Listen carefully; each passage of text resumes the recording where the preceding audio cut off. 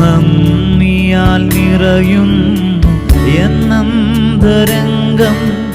മനമേ നടത്തിയ വിധങ്ങളെയോർത്ത് ഒന്നിനും കുറവില്ലാതെ നടത്തുന്ന ഇമ്മാനുവേലേ അങ്ങേക്കു നന്ദി. ഒന്നിനും കുറവില്ലാതെ നടത്തുന്ന ഇമ്മാനുവേലേ അങ്ങേക്കു നന്ദി. കർത്താവും രക്ഷിതാവുമായ യേശുക്രിസ്തുവിൻ്റെ അതിപരിശുദ്ധമായ നാമത്തിൽ എല്ലാ പ്രിയപ്പെട്ടവർക്കും സ്നേഹവന്ദനം. 2024 ആണ്ട് നമ്മെ വിട്ട് വിടവാങ്ങുവാൻ ഏതാനും ചില മണിക്കൂറുകൾ മാത്രം അവശേഷിച്ചിരിക്കുകയാണ്.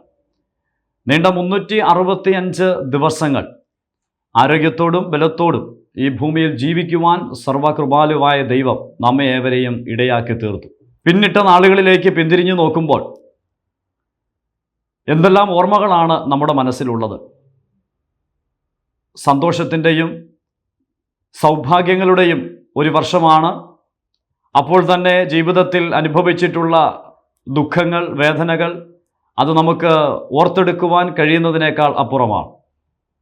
അങ്ങനെ സുഖദുഃഖ സമ്മിശ്രമായിരുന്ന ഈ 365 ദിനങ്ങൾ പിന്നിടുമ്പോൾ അതിൻ്റെ ഏറ്റവും ഒടുവിലത്തെ നിമിഷത്തിൽ എത്തി നിൽക്കുമ്പോഴും ദൈവമുഖത്തേക്ക് നോക്കി നന്ദിയല്ലാതെ നമുക്കൊന്നും പറയുവാനില്ല. നമ്മെ ഐശ്വര്യമായിട്ട് കാത്ത് സൂക്ഷിച്ച് പരിപാലിച്ച് നമുക്ക് വേണ്ടുന്നതൊക്കെയും അന്നന്ന് നൽകിത്തന്ന ജയോത്സവമായി നമ്മെ പുലർത്തിയ ദൈവത്തിന് നാം മഹത്വം അർപ്പിച്ചുകൊണ്ട് ഇരിക്കുന്ന ഈ പ്രത്യേക സന്ദർഭത്തിൽ വ്യക്തിപരമായി നമ്മുടെ ജീവിതങ്ങളിലേക്ക് ഒന്ന് പിന്തിരിഞ്ഞു നോക്കി ആ ജീവിതത്തിൻ്റെ ആകെത്തുക എപ്രകാരമായിരുന്നു നമ്മുടെ ജീവിതം എന്നുള്ളതൊന്ന് പുനഃപരിശോധിക്കുന്ന സമയമാണല്ലോ ഏറ്റവും ഒടുവിലത്തെ ഈ സമയം എന്ന് പറയുന്നത്. ഒരുപക്ഷെ ആഗതമാകുവാൻ പോകുന്ന പുതുവത്സരത്തിലേക്ക് പുതിയ തീരുമാനങ്ങളോടും ചിന്തകളോടും ഒക്കെ പ്രവേശിക്കുവാൻ ഹൃദയങ്ങളെ ദൈവസന്നിധിയിൽ പകർന്നിരിക്കുന്നവരാണ് ഏറെയും. ഈ പ്രത്യേക സന്ദർഭത്തിൽ നമ്മുടെ ജീവിതത്തെ നമുക്കൊന്ന് പരിശോധിക്കുവാൻ ഇടയായിട്ട് തീരട്ടെ. ദൈവം എല്ലാവിധ നന്മകളും നമ്മുടെ ജീവിതത്തിൽ തുടർന്ന് നൽകി നമ്മെ അനുഗ്രഹിക്കട്ടെ എന്ന് ഞാൻ ആഗ്രഹിക്കുന്നു, പ്രാർത്ഥിക്കുന്നു. എൻ്റെ എല്ലാ പ്രിയപ്പെട്ടവർക്കും ആഗതമാകുവാൻ പോകുന്ന പുതുവത്സരത്തിൻ്റെ ആശംസകൾ ഈ ബ്രദർ ആൻഡ് ലൈവ് മിനിസ്ട്രിയോടുള്ള ബന്ധത്തിൽ രേഖപ്പെടുത്തുവാൻ ഞാൻ ആഗ്രഹിക്കുകയാണ്. നിങ്ങളുടെ എല്ലാവരുടെയും വിലയേറിയ പ്രാർത്ഥന ഇതിൻ്റെ പിന്നിൽ ഉണ്ടായിരുന്നു. കഴിഞ്ഞ നാളുകളിൽ പിന്നിട്ട വർഷവും ദൈവത്തിൻ്റെ അളവറ്റ കൃപ ഈ ആത്മീക ശുശ്രൂഷയിൽ മേൽ അനുഭവിക്കുവാൻ ഇടയായിട്ട് തീർന്നു. ഈ ആത്മീക ശുശ്രൂഷ അനേകർക്ക് അനുഗ്രഹമായിട്ട് തീരുന്നു എന്നുള്ളതും ഓർത്ത് ദൈവത്തിന് മഹത്വം അർപ്പിക്കുകയാണ്. ഈ വർഷത്തിൻ്റെ ഏറ്റവും ഒടുവിലത്തെ നിമിഷത്തിൽ വന്നെത്തിയിരിക്കുന്ന നമ്മുടെ ജീവിതത്തെ ദൈവസന്നിധി നമുക്ക് ഭരമേൽപ്പിച്ച് ജീവിതത്തെ ഒന്ന് വിചിന്തനം ചെയ്യുവാൻ ഇടയായിട്ട് തീരട്ടെ. വിശുദ്ധ തിരുവഴുത്തിൽ നിന്നും ഒരു വേദഭാഗം ഞാൻ ഒന്ന് ചൂണ്ടിക്കാണിക്കുവാൻ ആഗ്രഹിക്കുകയാണ്. പഴയ നിയമത്തിലെ ശമൂവേലിൻ്റെ 1-ാം പുസ്തകം 12-ാം അധ്യായം അതിൻ്റെ 3-ാം വാക്യത്തിലേക്ക് നമ്മുടെ ശ്രദ്ധയെ നമുക്കൊന്ന് കൊണ്ടുപോകാം. First Samuel chapter 12 verse 3. ഞാനിതാ ഇവിടെ നിൽക്കുന്നു. ഞാൻ ഒരുത്തൻ്റെ കാളയെ അപഹരിച്ചിട്ടുണ്ടോ? ഒരുത്തൻ്റെ കഴുതയെ അപഹരിച്ചിട്ടുണ്ടോ? ഞാൻ വല്ലവനെയും ചതിച്ചിട്ടുണ്ടോ? വല്ലവനെയും പീഡിപ്പിച്ചിട്ടുണ്ടോ? ഞാൻ വല്ലവൻ്റെയും കയ്യിൽ നിന്ന് കൈക്കൂലി വാങ്ങി എൻ്റെ കണ്ണ് കുരുടാക്കിയിട്ടുണ്ടോ? നാം ഈ വേദഭാഗം പല ആവർത്തി കേട്ടിട്ടുള്ളതാണ്. പ്രവാചകനായ ശമൂവേലിനെ സംബന്ധിച്ച് താൻ തന്നെ ജനത്തോട് വിളിച്ചു ചോദിക്കുന്ന ഒരു ചോദ്യമാണ് ഞാനിവിടെ വായിച്ച് കേൾപ്പിച്ചത്. ഞാനത് ഇംഗ്ലീഷിലൊന്ന് വായിച്ച് കേൾപ്പിക്കുവാൻ ആഗ്രഹിക്കുകയാണ്. First Samuel chapter 12 verse 3. Here I am, witness against me before the Lord and before his anointed. Whose ox have I taken? Or whose donkey have I taken? Or whom have I cheated? Whom have I oppressed? Or from whose hand have I received any bribe with which to blind my eyes? I will restore it to you. ഇവിടെ ശമൂവേൽ എന്ന് പറയുന്ന ആ വ്യക്തി, അദ്ദേഹത്തിൻ്റെ ജീവിതം വളരെ സുപരിചിതമാണ്. ഇസ്രയേലിനോടുള്ള ബന്ധത്തിൽ ദൈവം എഴുന്നേൽപ്പിച്ച അനുഗ്രഹീതനായ ഒരു വ്യക്തിവിശേഷമായിരുന്നു ശമൂവേൽ എന്ന് പറയുന്ന വ്യക്തിത്വം. തൻ്റെ ബാല്യം മുതലുള്ള ചരിത്രം ദൈവത്തിൻ്റെ വചനം നമുക്ക് ചൂണ്ടിക്കാണിച്ചു തരുന്നുണ്ട്. എന്നാൽ നാം വായിച്ച 12-ാം അധ്യായത്തിൽ വരുമ്പോൾ അതിൻ്റെ 2-ാം വാക്യത്തിൽ നാം ഇങ്ങനെയാണ് വായിക്കുന്നത്: ഞാനോ വൃത്തനും നരച്ചവനുമായി എൻ്റെ മക്കൾ നിങ്ങളോട് കൂടെയുണ്ട്. എൻ്റെ ബാല്യം മുതൽ ഇന്നു വരെ ഞാൻ നിങ്ങൾക്ക് നായകനായിരുന്നു. ഇവിടെ ജനത്തിനു മുമ്പാകെ വന്നു നിൽക്കുന്ന ശമൂവേൽ എന്ന ഈ വ്യക്തിത്വം ജനത്തോട് വിളിച്ചു പറയുന്ന വാക്കുകളാണ് 2-3 വാക്യങ്ങളിൽ നമുക്ക് കാണുവാൻ കഴിയുന്നത്.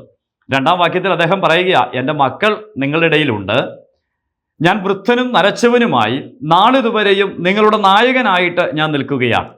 അപ്പോൾ തൻ്റെ പൊസിഷൻ എന്താണെന്നും തൻ്റെ കുടുംബത്തിൽ തൻ്റെ കുഞ്ഞുങ്ങളുടെ സ്ഥാനം ഇപ്പോൾ എവിടെയാണ് എന്നും ഇതെല്ലാം താൻ വ്യക്തമാക്കി തൻ്റെ പ്രായം എവിടെ എത്തി നിൽക്കുന്നു എന്നും താൻ അവിടെ വ്യക്തമാക്കുകയാണ്. എന്നാൽ നോക്കുക, അടുത്ത വാക്യത്തിൽ താൻ പറയുന്നത് തൻ്റെ വ്യക്തിപരമായ ജീവിതത്തെ ജനത്തിന് മുമ്പാകെ കൊണ്ടുവന്ന് കാണിച്ചുകൊണ്ട് ജനത്തോട് 5 വിധത്തിലുള്ള ചോദ്യങ്ങളാണ് ചോദിക്കുന്നത്. 5 ക്വസ്റ്റ്യൻ മാർക്ക് അവിടെ നമുക്ക് കാണുവാൻ കഴിയുന്നുണ്ട്. അത് 5ഉം വലിയ ആശയങ്ങൾ ഉൾക്കൊള്ളുന്ന 5 ചോദ്യങ്ങളാണ്. എന്താണ് അദ്ദേഹം ചോദിച്ചത്?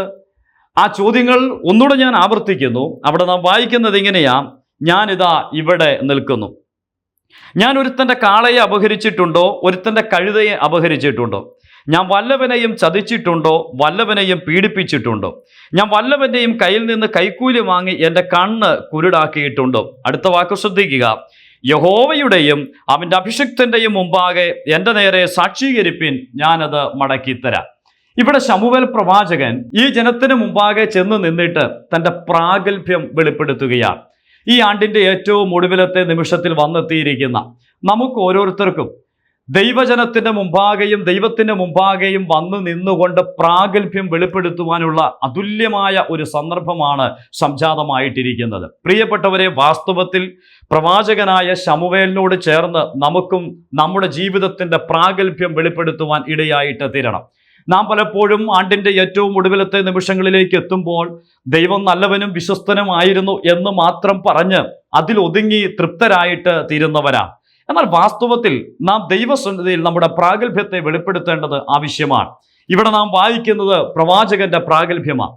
അദ്ദേഹം ചോദിച്ച 5 ചോദ്യങ്ങളും വളരെ പ്രസക്തമാണ്. അദ്ദേഹം ചോദിക്കുകയാണ്, ഞാൻ നിങ്ങളുടെ ആരുടെയെങ്കിലും കാളയെ അപഹരിച്ചിട്ടുണ്ടോ? കഴുതയെ അപഹരിച്ചിട്ടുണ്ടോ? നിങ്ങളുടെ കയ്യിൽ നിന്ന് ഞാൻ എന്തെങ്കിലും മോഷ്ടിച്ചെടുത്തിട്ടുണ്ടോ? നിങ്ങളുടെ ആരുടെയെങ്കിലും പണം ഞാൻ ചതിവായിട്ട് വാങ്ങിയെടുത്തിട്ടുണ്ടോ എന്ന് ഈ ജനത്തോട് ചോദിക്കുമ്പോൾ ഒരു കാര്യം നാം മനസ്സിലാക്കണം, അദ്ദേഹം ഈ പ്രവൃത്തിയൊന്നും ചെയ്തിട്ടില്ല എന്നുള്ളതാണ് അതിൻ്റെ അർത്ഥം. ജനത്തിനു മുമ്പാകെ പരസ്യ വിചാരണയ്ക്ക് തയ്യാറായിട്ട് നിന്നിട്ട് ആ ദൈവദാസൻ പറയുകയാണ്, നിങ്ങൾ പറ, എന്തെങ്കിലും ഞാൻ അങ്ങനെ നിങ്ങളെ ചീറ്റ് ചെയ്തിട്ടുണ്ട് എന്ന് വരികിൽ നിങ്ങളത് എന്നോടൊന്ന് ചൂണ്ടിക്കാണിക്ക്, ഞാനത് മടക്കി തരുവാൻ തയ്യാറാണ്. പ്രിയപ്പെട്ടവരെ, ഈ ആണ്ടിൻ്റെ ഒടുവിലത്തെ നിമിഷത്തിൽ എത്തി നിൽക്കുമ്പോൾ എനിക്കും നിങ്ങൾക്കും വേണ്ടിയത് ഈ പ്രാഗൽഭ്യമാണ്. ഈ പ്രാഗൽഭ്യം ഇദ്ദേഹത്തിന് 2 വ്യക്തിത്വങ്ങളോട് ഒരുപോലെയുണ്ട്. ഒന്ന്, ദൈവത്തോട് അദ്ദേഹത്തിന് പ്രാഗൽഭ്യമുണ്ട്. യാതൊരു നിലയിലും അദ്ദേഹത്തിൻ്റെ ജീവിതത്തിൽ നിന്നും യാതൊരു കളങ്കവും സംഭവിച്ചിട്ടില്ല എന്നുള്ള ഏറ്റവും വലിയ ഉറപ്പുള്ള ഒരു ദൈവദാസനാണ് ഇവിടെ ശമൂവേൽ എന്ന് പറയുന്ന ഈ വ്യക്തിത്വം.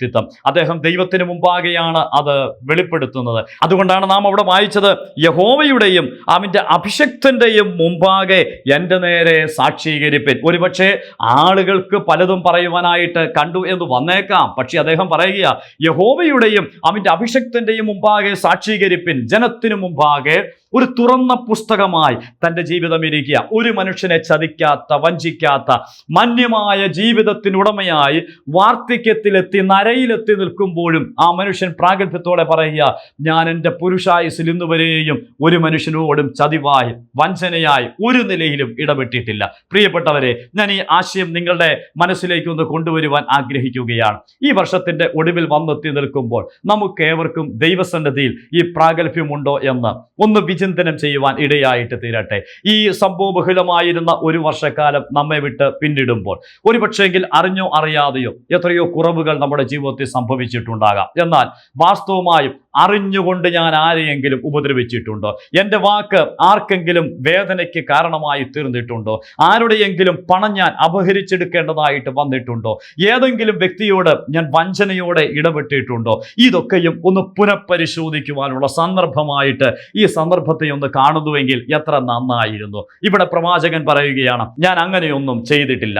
എന്നാൽ അത് താൻ പറയുമ്പോൾ തന്നെ ഞാൻ ഓർപ്പിച്ചതുപോലെ അതിൻ്റെ 2-ാം വാക്യത്തിൽ താൻ വെളിപ്പെടുത്തുന്ന സത്യം ഇതാണ്, എൻ്റെ എൻ്റെ മക്കൾ നിങ്ങളോട് കൂടെയുണ്ട് എന്ന് പറഞ്ഞാൽ തൻ്റെ കുടുംബജീവിതത്തിൽ ആ മനുഷ്യൻ വളരെ കൃത്യതയോടെ ജീവിച്ച മനുഷ്യനായിരുന്നു. തൻ്റെ കുടുംബജീവിതം അത്രമാത്രം ദൈവസന്നിധിയിൽ തൃപ്തിയുള്ള ഒരു ജീവിതമായിരുന്നു. ദൈവത്തിൻ്റെ പ്രമാണത്തിന് വിധേയപ്പെട്ട് ദൈവത്തിൻ്റെ പ്രമാണത്തെ അനുസരിച്ച് ഒരു മാതൃകാപരമായ കുടുംബജീവിതമാണ് അദ്ദേഹം നയിച്ചത്. അതുകൊണ്ടാണ് താൻ പറയുന്നത്, എൻ്റെ മക്കൾ നിങ്ങളുടെ ഇടയിലുണ്ട്, അവരോട് ചോദിക്ക്, ഞാൻ എന്തെങ്കിലും ചെയ്തിട്ടുണ്ടോ, എൻ്റെ ജീവിതത്തിൽ എന്തെങ്കിലും പാളിച്ചകൾ സംഭവിച്ചിട്ടുണ്ടോ? പ്രിയപ്പെട്ടവരെ, ഈ ദൈവദാസന് തൻ്റെ കുടുംബത്തോടുള്ള ബന്ധത്തിൽ ആ പ്രാഗൽഭ്യം ഉണ്ടായിരുന്നു. രണ്ട്, തൻ സൊസൈറ്റിയോടുള്ള ബന്ധത്തിൽ തൻ്റെ പ്രാഗൽഭ്യം ഇവിടെ വെളിപ്പെടുത്തുകയാണ്. ഞാൻ നിങ്ങളിൽ നിന്ന് ആരുടെയെങ്കിലും കയ്യിൽ നിന്ന് അപഹരിച്ചെടുത്തിട്ടുണ്ടോ? എന്നിട്ട് നിങ്ങൾ നോക്കുക, അതിൻ്റെ 4-ാമത്തെ വാക്യത്തിലേക്ക് വരുമ്പോൾ അവർ പറയുന്ന ഒരു ആൻസർ അവിടെ നമുക്ക് കാണാൻ കഴിയും.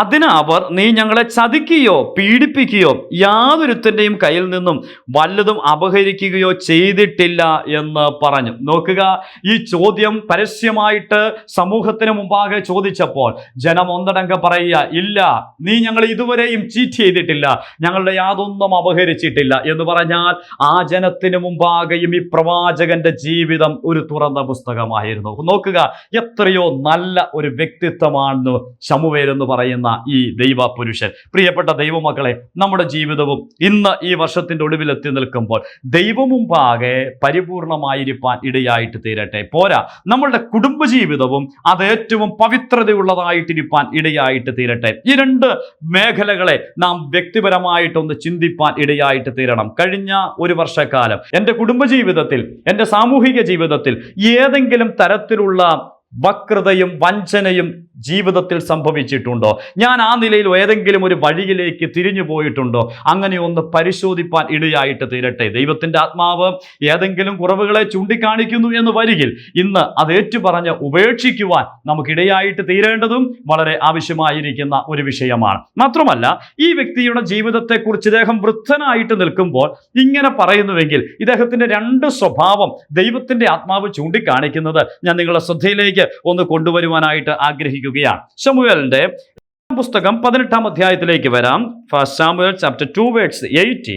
അവിടെ നമ്മൾ വായിക്കുന്നത് അദ്ദേഹത്തിന്റെ ഒരു ക്യാരക്ടർ ദൈവത്തിന്റെ ആത്മാവ് രേഖപ്പെടുത്തിയിരിക്കുന്നതാണ്. ശമൂവേൽ എന്ന ബാലനോ പഞ്ഞിനൂൽ കൊണ്ടുള്ള അങ്കി ധരിച്ച് യഹോവയുടെ സന്നിധിയിൽ ശുശ്രൂഷ ചെയ്തു പോന്നു. 3-ാം അധ്യായം അതിന്റെ 1-ാമത്തെ വാക്യം. ശമൂവേൽ ഏലിയുടെ മുമ്പാകെ യഹോവയ്ക്ക് ശുശ്രൂഷ ചെയ്ത് പോന്നു. നിങ്ങൾ ഈ ഭാഗം ശ്രദ്ധിക്കുക. 2-ാം അധ്യായത്തിന്റെ 11-ാമത്തെ വാക്യം. പിന്നെ എൽക്കാന രാമയിൽ തന്റെ വീട്ടിലേക്ക് പോയി ബാലൻ പുരോഹിതനായ ഏലിയുടെ മുമ്പിൽ യഹോവയ്ക്ക് ശുശ്രൂഷ ചെയ്ത് പോന്നു. നോക്കുക, ഞാൻ ഈ വായിച്ച 3 വേദഭാഗങ്ങൾ സസൂക്ഷ്മം പരിശോധിച്ചാൽ ഇവിടെ ബാലനായിരുന്ന കാലത്ത് ശമൂവേൽ എന്ന് പറയുന്ന ആ വ്യക്തി ശുശ്രൂഷ ചെയ്തതുമായിട്ട് ബന്ധപ്പെട്ട് പറയുന്ന ചില വാക്കുകളാണ് ഞാൻ ചൂണ്ടിക്കാണിച്ചത്. എന്താ അവിടെ പറഞ്ഞിരിക്കുന്നത്? അവിടെ പറയുകയാണ്, ശമൂവേൽ എന്ന ബാലൻ ഏലിയുടെ മുമ്പാകെ യഹോവയ്ക്ക് ശുശ്രൂഷ ചെയ്തു. അപ്പോൾ അദ്ദേഹത്തിന്റെ ശുശ്രൂഷ രംഗത്തെ നിങ്ങളൊന്ന് പരിശോധിച്ച്, അദ്ദേഹം എവിടെയാണ് എത്തി നിൽക്കുന്നത്? ദേവാലയത്തിലാണ് എത്തി നിൽക്കുന്നത്. അദ്ദേഹം മഹാപുരോഹിതനായിരിക്കുന്ന ഏലിയോട് ഒരുമിച്ചാണ് സമയം ചെലവഴിക്കുന്നത്. അദ്ദേഹത്തിന്റെ മക്കളോട് ഒരുമിച്ചാണ് സമയം ചെലവഴിക്കുന്നത്. ആധ്യാത്മിക മണ്ഡലത്തിൽ എല്ലാ നിലയിലും സജീവ സാന്നിധ്യമുള്ള ഒരു വ്യക്തിയായിട്ടാണ് നമുക്ക് ശമൂവേലിനെ കാണുവാനായിട്ട് കഴിയുന്നത്. പക്ഷേങ്കിൽ ഈ ശമൂവേലിനെ സംബന്ധിച്ച് ദൈവാത്മാവ് രേഖപ്പെടുത്തി വെച്ചിരിക്കുന്ന വളരെ അനുഗ്രഹിക്കപ്പെട്ട ഒരു പദം അദ്ദേഹം ഏലിക്ക് ശുശ്രൂഷ ചെയ്തു എന്നുള്ളതല്ല. പ്രായാധിക്യത്തിൽ എത്തി നിൽക്കുന്ന ഏലിയെ പ്രസാദിപ്പിക്കുവാൻ ഈ ബാലൻ ഓടി നടന്നു എന്നുള്ളതല്ല. മറിച്ച് നാം വായിക്കുന്നത് ഏലിയുടെ മുമ്പാകെ യഹോവയ്ക്ക് ശുശ്രൂഷ ചെയ്തു എന്ന് പറയുമ്പോൾ അതിനെ നിസ്സാരമായിട്ട് നമുക്ക് കാണുവാൻ കഴിയുകയില്ല. അദ്ദേഹം വളർന്നു വന്ന ആ പ്രായത്തിൽ ആ കാലഘട്ടത്തെ നാം ഒന്ന് തിരിച്ചറിയണം. എന്താ കാലഘട്ടത്തിന്റെ പ്രത്യേകത? ആത്മീക മേഖലയിൽ സംഭവിച്ചുകൊണ്ടിരുന്ന ഒരു വലിയ അരാജകത്വത്തെ സംബന്ധിച്ച് നമുക്കതിൻ്റെ ആരംഭവാക്യങ്ങളിൽ കാണുവാനായിട്ട് കഴിയുന്നുണ്ട്. അവിടെ എന്താ വായിക്കുന്നത്? എന്നാൽ ഏലിയുടെ പുത്രന്മാർ യഹോവയെ ഓർക്കാത്ത ഓർക്കാത്തവരും നീചന്മാരുമായിരുന്നു എന്ന് വായിക്കുന്നു. എന്ന് പറഞ്ഞാൽ ഈ ബാലനായിരിക്കുന്ന ശമൂവേൽ ആരോടൊരുമിച്ചാണോ സമയം ചെലവഴിക്കുന്നത്, ആരോടൊരുമിച്ചാണോ ശുശ്രൂഷകളിൽ ഏർപ്പെട്ടു വരുന്നത്, അവരോടൊരുമിച്ചുള്ള ജീവിതത്തിൽ അവരിൽ കാണുവാൻ കഴിഞ്ഞ ചില കാര്യങ്ങൾ എന്ന് പറയുന്നത് അത് പാപനിബിഡമായിരുന്നു. പാപത്തിൽ മാത്രം മുഴുകിയ ജീവിതമായിരുന്നു ആത്മീക മണ്ഡലത്തിലെങ്കിലും ഏലിയുടെ പുത്രന്മാർ ചെയ്തു വന്നിരുന്നത്. അതിന്റെ വിശദീകരണത്തിലേക്ക് ഞാൻ പോകുവാൻ ആഗ്രഹിക്കുന്നില്ല. എന്നാൽ അവരെക്കുറിച്ച് പറയുകയാണ്, അവർ നീചന്മാരും യഹോവയെ ഓർക്കാത്തവരുമായിരുന്നു. പുരോഹിതത്വ ശുശ്രൂഷ ചെയ്തുകൊണ്ടിരുന്ന ഇവർ യഹോവയെ ഓർക്കാത്തവരും നീചന്മാരുമായിരുന്നു എന്ന് വായിക്കുന്നു. അതുകൊണ്ടാകാം ഈ ശമൂവേൽ ബാലന്റെ തീരുമാനം അവിടെ രേഖപ്പെടുത്തി വെച്ചിരിക്കുന്നത്. അവരെന്താ ചെയ്തത്? അവൻ ഏലിയുടെ മുമ്പാകെ യഹോവയ്ക്ക് ശുശ്രൂഷ ചെയ്തു. പ്രിയപ്പെട്ട ദൈവമക്കളെ, പിന്നിട്ട നാൾ വഴികളിൽ ഞാൻ ഒന്ന് ചോദിച്ചു കൊള്ളട്ടെ, നമ്മൾ എത്രയോ കാര്യങ്ങൾ ചെയ്തു. ആർക്കു വേണ്ടിയാണ് ചെയ്തത്? മനുഷ്യരെ പ്രസാദിപ്പിക്കുവാനാണോ നാം വേലകൾ ചെയ്തിരിക്കുന്നത്? നാം ചെയ്ത പ്രവർത്തികൾ മനുഷ്യൻ കാണണം എന്ന് വെച്ചായിരുന്നോ ചെയ്തത്?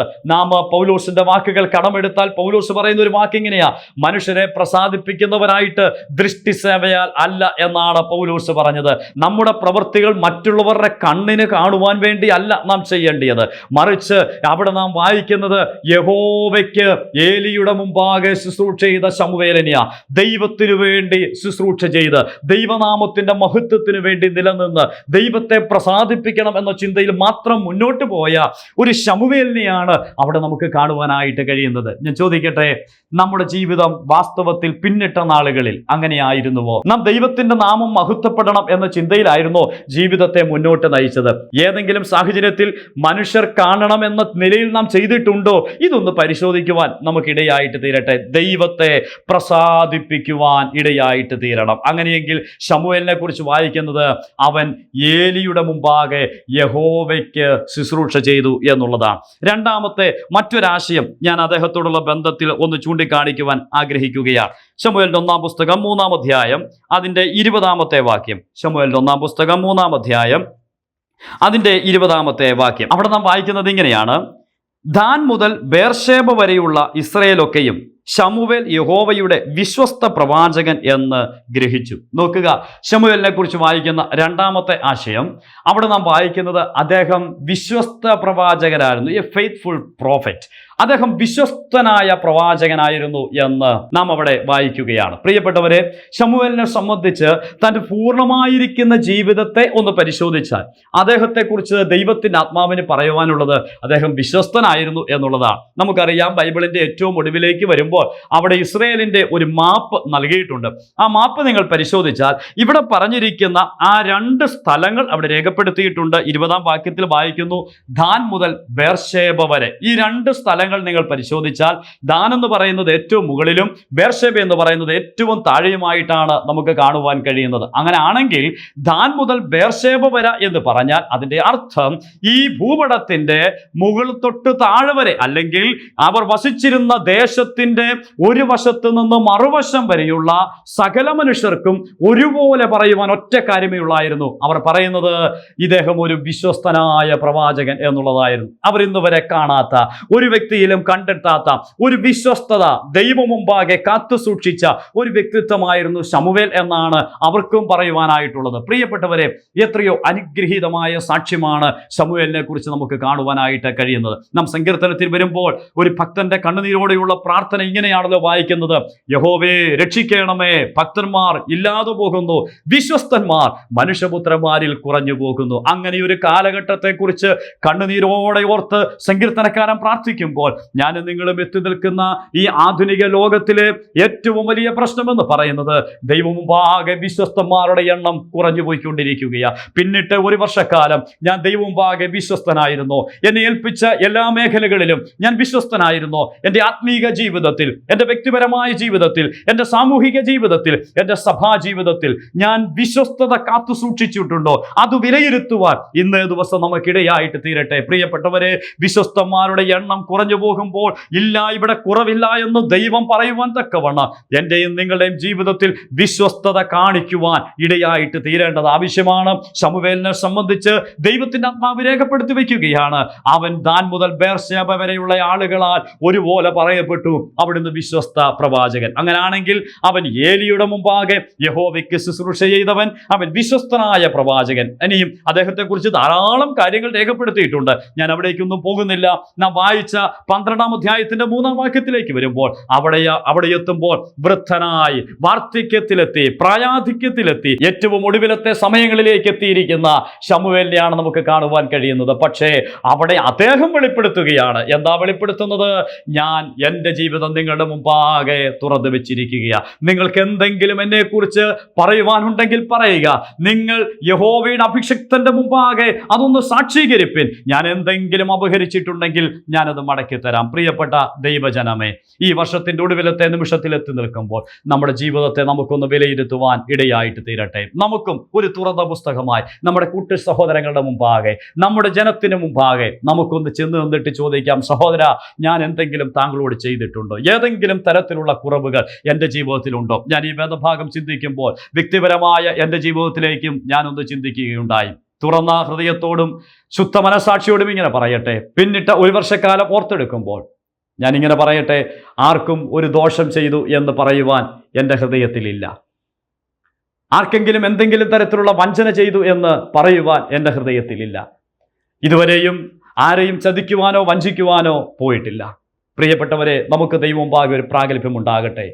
ദൈവമുമ്പാകെ നമ്മുടെ ഹൃദയം ശുദ്ധ മനസാക്ഷിയോടെ കാത്തു സൂക്ഷിപ്പാൻ ഈ വർഷത്തിന്റെ ഏറ്റവും ഒടുവിൽ നമുക്കിടയായിട്ട് തീരട്ടെ. പലപ്പോഴും ഒരുപക്ഷെ നമ്മളുടെ വാക്കുകളുടെ പെരുപ്പത്താൽ മറ്റുള്ളവരുടെ ഹൃദയങ്ങൾക്ക് വേദന ഉണ്ടായിട്ടുണ്ടാകാം.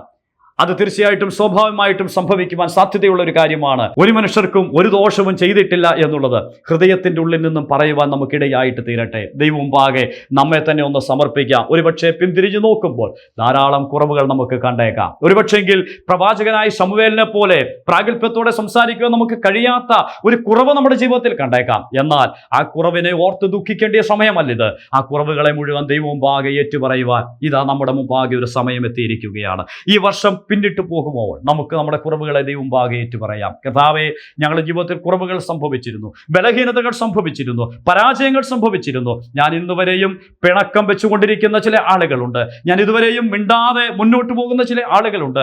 അവരോടൊക്കെ ഒന്ന് നിരപ്പ് പ്രാപിക്കുവാൻ ഇതാ സമയമെടുത്തിരിക്കുകയാണ്. ഈ സമയം നമുക്ക് അതിനായിട്ട് വിനിയോഗിക്കാം. നിങ്ങളൊരു പക്ഷേ ഈ സന്ദേശം കേട്ട് കഴിയുമ്പോൾ നിങ്ങളുടെ മനസ്സിൽ ആ വ്യക്തിയുടെ ഓർമ്മ തീർച്ചയായിട്ടും വരും എന്ന് ഞാൻ കരുതുകയാണ്. നിങ്ങൾ ആരോടാണോ മിണ്ടാതിരിക്കുന്നത്, നിങ്ങൾ ആരോടാണോ പിണങ്ങിയിരിക്കുന്നത്, അവരെക്കുറിച്ചുള്ള ചിന്ത നിങ്ങളുടെ മനസ്സിലേക്ക് വരും. ഒരു നിമിഷം താങ്കളുടെ കൈകളിലിരിക്കുന്ന മൊബൈൽ എടുത്ത് അദ്ദേഹത്തെ വിളിക്കുവാൻ ദൈവത്തിൻ്റെ ആത്മാവ് താങ്കളോട് ഇടപെടുന്നുണ്ടോ? ഉണ്ട് എന്ന് വരികിൽ ഉടനെ തന്നെ നമുക്ക് ആ പരാജയത്തെ പരിഹരിക്കാം, ആ കുറവുകളെ നമുക്ക് പരിഹരിക്കാം. നമുക്ക് പ്രവാചകനായ ശമൂവേലിനോട് ചേർന്ന് പ്രാഗൽഭ്യത്തോടെ പറയണം, ലോകത്തിന് മുമ്പാകെ, സമൂഹത്തിന് മുമ്പാകെ, സഭയുടെ മുമ്പാകെ നമുക്കും സാക്ഷീകരിക്കണം, ഞാൻ ഒരു മനുഷ്യർക്കും ഒരു ദോഷവും ചെയ്തിട്ടില്ല. ഈ പ്രാഗൽഭ്യം നമുക്കുണ്ടാകുവാൻ ഇടയായിട്ട് തീരട്ടെ. നമ്മുടെ വാഴ്ത്തപ്പെട്ട കർത്താവായ യേശുക്രിസ്തു തന്നെ വിസ്തരിക്കുന്ന സമയത്ത് ഉറക്കെ വിളിച്ച് ചോദിക്കുന്ന ഒരു ചോദ്യമുണ്ട്. അതിങ്ങനെയാണ്, നിങ്ങളിൽ ആർ എനിക്ക് പാപത്തെക്കുറിച്ച് ബോധം വരുത്തും? പ്രിയപ്പെട്ടവരെ, വാസ്തവത്തിൽ നമ്മുടെ കർത്താവിൻ്റെ പരസ്യ ജീവിതത്തിൽ നിന്ന് ഒരു മനുഷ്യർക്ക് പോലും ഒരു കുറ്റവും കണ്ടെത്തുവാൻ കഴിഞ്ഞില്ല. അവിടുന്ന് നിർമ്മലനായിരുന്നു. ആ ജീവിതം നമുക്കും ഒന്ന് അഡോപ്റ്റ് ചെയ്യുവാൻ ഇടയായിട്ട് തീരട്ടെ. നമ്മുടെ കർത്താവിൻ്റെ ഭാവം നമ്മുടെ ഹൃദയങ്ങളിലേക്ക് വരട്ടെ. ഒരു വ്യത്യസ്തമായ ജീവിതം കർത്താവിനോട് ചേർന്ന് നയിപ്പാൻ നമുക്കേവർക്കും ഇടയായിട്ട് തീരട്ടെ. ഒരു പക്ഷെങ്കിൽ ഞാൻ ഓർപ്പിച്ചതുപോലെ പിന്നിട്ട നാൾ വഴിയിലെ കുറവുകളും പരാജയങ്ങളും ബലഹീനതകളും ഒക്കെ നമ്മുടെ ജീവിതത്തിൽ ഉണ്ടാകാം. അതിനെല്ലാം ഏറ്റുപറഞ്ഞ് നമുക്ക് ദൈവസന്നിധിയിൽ ഉപേക്ഷിക്കാം. ഒരു പുതിയ ജീവിതം സ്വർഗത്തിലെ ദൈവം അടുത്ത വർഷം നമുക്ക് ദാനം ചെയ്യുന്നുവെങ്കിൽ എല്ലാം കളഞ്ഞ് ഒരു ശുദ്ധിയുള്ള മനസാക്ഷിയോടെ ഒരു പുതിയ ജീവിതത്തിന് വേണ്ടി നമ്മുടെ കാലുകളെ പുതിയ വർഷത്തിലേക്ക് നമുക്ക് എടുത്തു വയ്ക്കാം. സ്വർഗത്തിലെ ദൈവം അതിനായിട്ട് നമ്മെ സഹായിക്കട്ടെ. നമുക്ക് ഏവർക്കും അറിയാവുന്നതുപോലെ ശമൂവേലിന്റെ ഈ ജീവിതത്തെക്കുറിച്ച് ദൈവത്തിന്റെ ആത്മാവ് മറന്നു കളഞ്ഞിട്ടില്ല. വിശ്വാസ വീരന്മാരെ കുറിച്ച് രേഖപ്പെടുത്തിയിരിക്കുന്ന ഭാഗമാണല്ലോ എബ്രായ ലേഖനം 11-ാം അധ്യായം. അവിടെ പറഞ്ഞു വരുമ്പോൾ അനേകരെ കുറിച്ച് പറഞ്ഞു വന്നിട്ട് ഏറ്റവും ഒടുവിൽ പറയുന്നത് ഇങ്ങനെയാണ്: ശമൂവേൽ മുതലായ പ്രവാചകന്മാരെ കുറിച്ച് വിവരിപ്പാൻ സമയം പോരാ. എന്താ കാരണമെന്നറിയാമോ? നിരവധി കാരണങ്ങളുണ്ട്. എന്നാൽ അവിടെ ആ പ്രവാചകനെ മറന്നു കളയുവാൻ ദൈവത്തിന് താല്പര്യമില്ലായിരുന്നു. അനേക പ്രവാചകന്മാർ, കരുത്തുള്ളവർ പഴയ നിയമത്തിൽ ഉണ്ടായിട്ടുണ്ട്.